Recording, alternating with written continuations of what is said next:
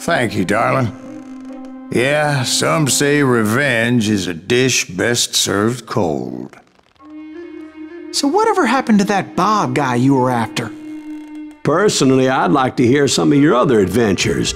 Like, I don't know, did you ever go toe-to-toe with a red man?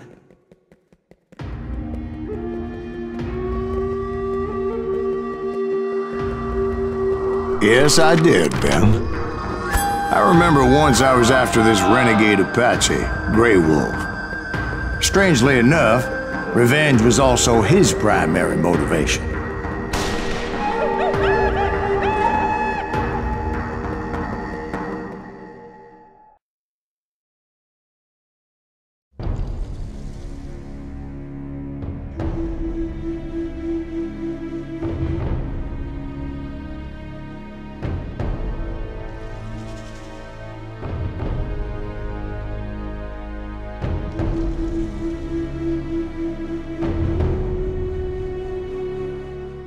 A bounty was put on Grey Wolf's head, and that's how I came to hunt him in the mountains. Mountains so high they tickled the nether regions of heaven.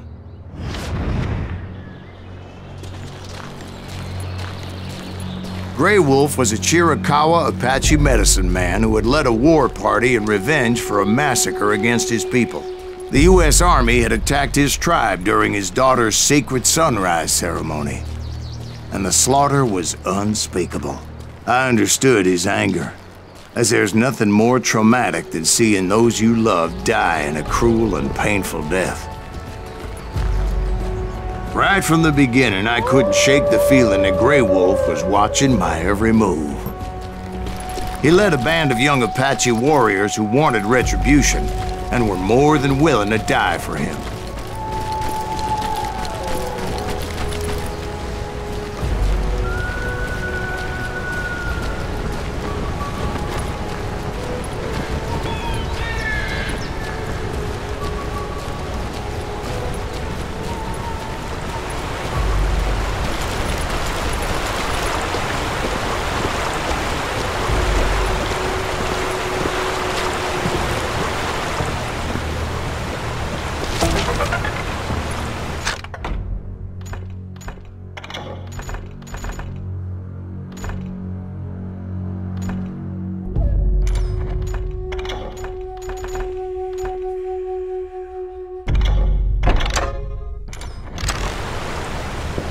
They saw me before I saw them.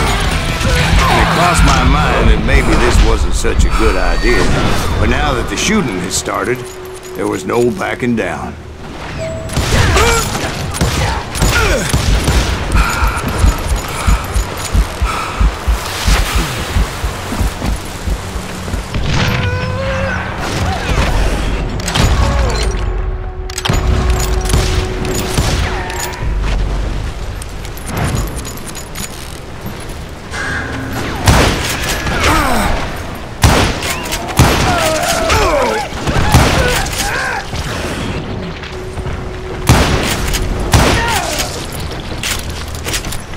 It was rugged country, the winter home of the Chiricahuas, and that's why they had retreated there.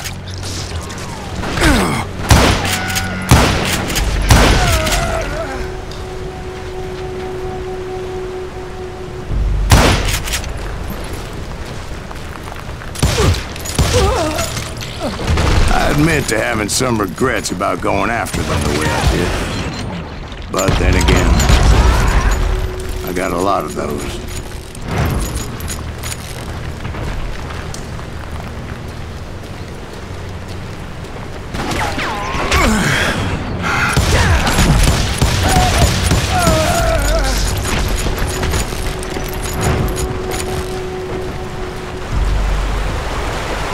Did you find Grey Wolf? Not at that moment, but I did find the entrance to their hideout.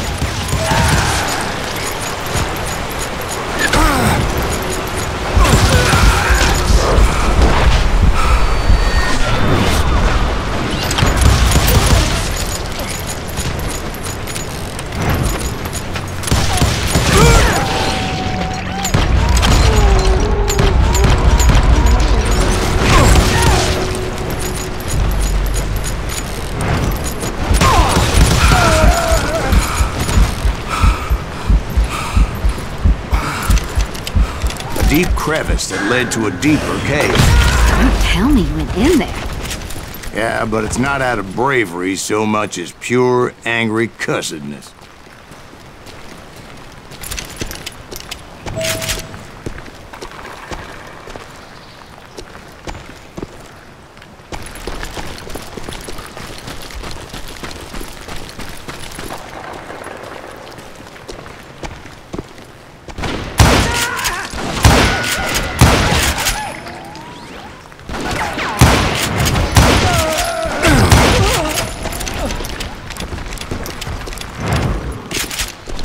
See, back then, I had a stubborn streak a mile wide, and I wasn't about to back down. So it was like pitch black in there? Actually, it was pretty well lit. They had torches on the walls.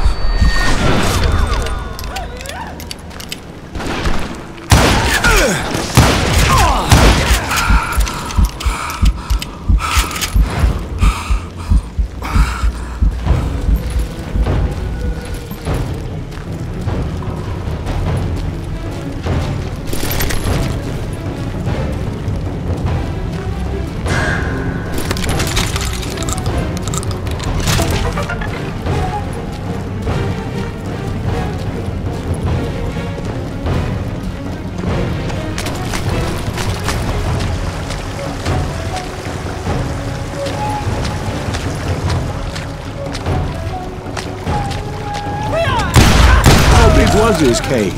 Big as hell, Ben. Chiricahua had hid out there during the Indian Wars.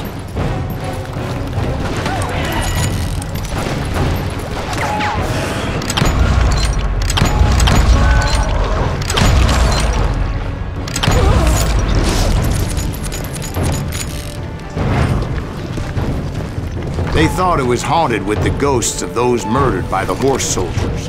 The cave was haunted with dead Indian ghosts?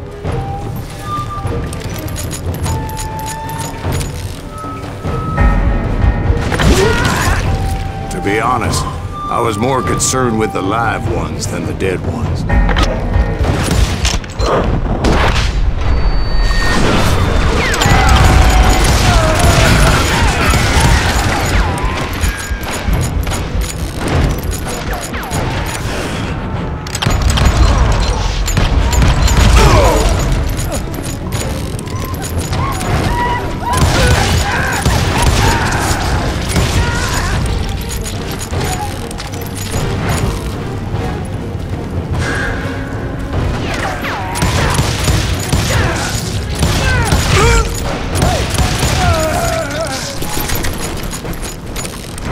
How come you know so much about engines? A few years back, I was married to two Mescalero women. At the same time? Yeah, they were sisters. Polygyny is traditional among the Mescalero. So what happened? Oh, I had to get out of there. Those girls never shut up. Both of them nagging at me all the time. Drove me half crazy. Haven't seen them since. No, I mean, what happened with Grey Wolf? Oh, well, I pursued him into the Cave of Death. I came upon this flooded grotto, and that's when I saw him. He came to me unarmed and unafraid. His voice echoed in the shadows, and I sensed he meant me no harm. You carry great darkness in your heart, and if you do not release it, it will claim your soul. The sound of his voice put some kind of ancient Indian spell on me.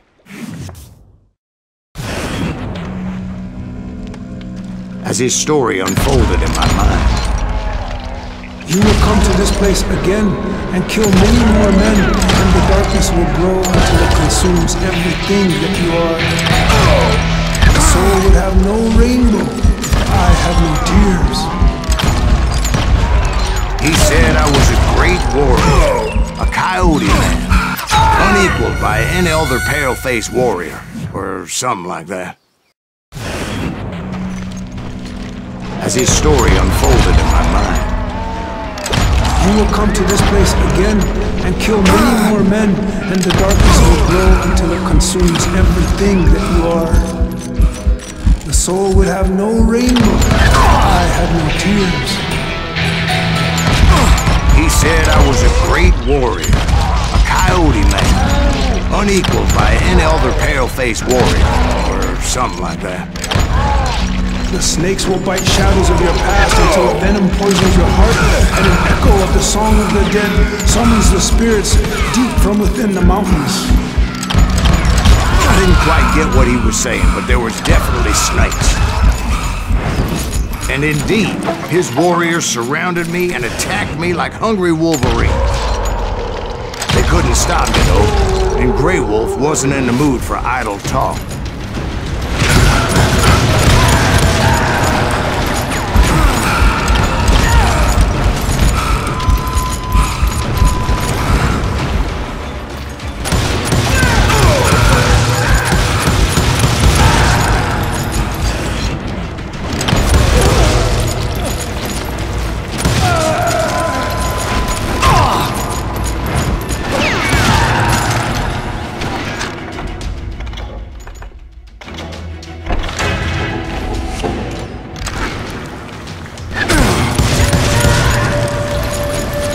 I swear I couldn't see any way out of this trap.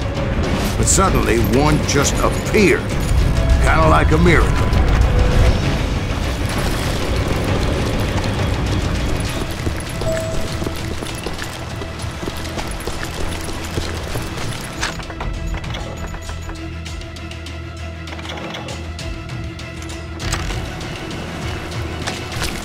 I felt like I would be lost in that damn cave forever.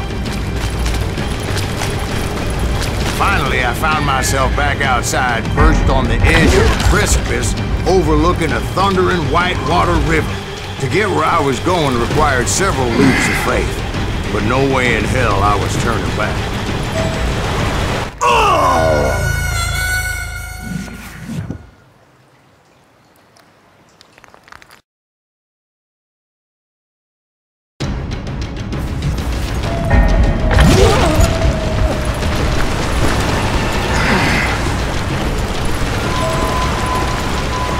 Chased after him, determined to make him explain the meaning of all that mumbo-jumbo. Mumbo-jumbo's right. Are you making this all up as you go? A few details may be fuzzy, brother, but I am relating exactly what happened to me. There were dozens of Apache warriors aiming at me from on high. Dozens? Well, maybe not dozens, but there was a lot of them. At least 3 or 4. Well, more than that, little lady.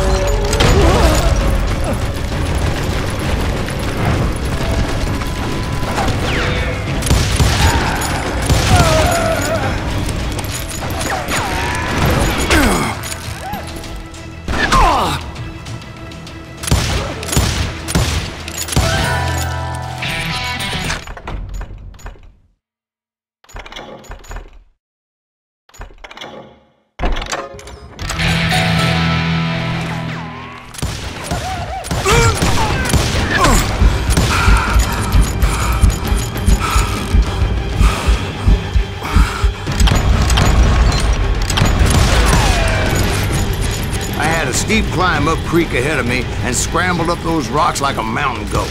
I was determined to locate Grey Wolf and find out exactly what the hell he was trying to tell me. And wouldn't you know it, that crafty son of a bitch led me right into a trap. What kind of trap? Well, son, there had to be at least 100 Apaches around me. 100? Oh, God be my witness. Oh, come on. Who are you kidding? Hey, I believe you. Come on, tell us how it ended. All right, but I'm not gonna drag this out. Where were we? You were surrounded by 100 Apache warriors. Well, I didn't take the time to count them exactly, but there were a lot of them. You were surrounded by 100 Apache warriors. Well, I didn't take the time to count them exactly, but there were a lot of them.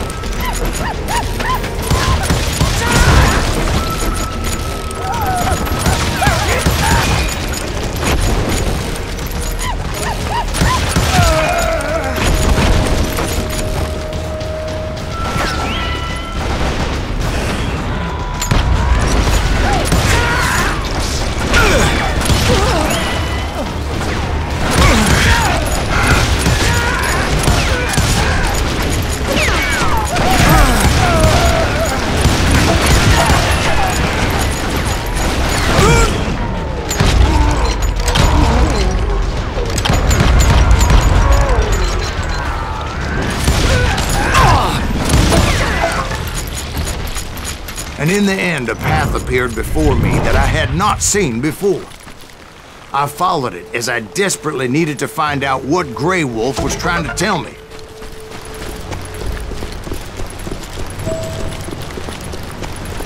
But it was like that son of a bitch disappeared into thin air.